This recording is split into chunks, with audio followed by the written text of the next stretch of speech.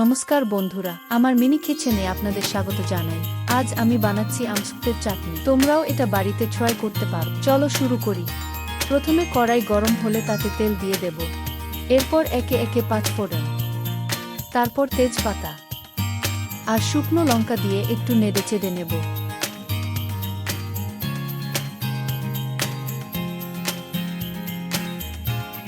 একটু ভাজা হয়ে আসলে তারপর আমসত্ত্বগুলো দিয়ে দিলাম।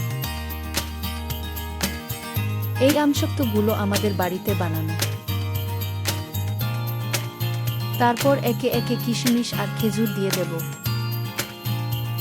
তোমরা নতুন কি রেসিপি দেখতে চাও কমেন্ট করে জানিও।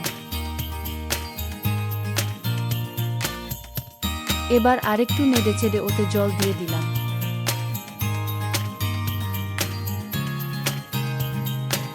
এরপর পরিমাণ মতো চিনি দিয়ে দেব।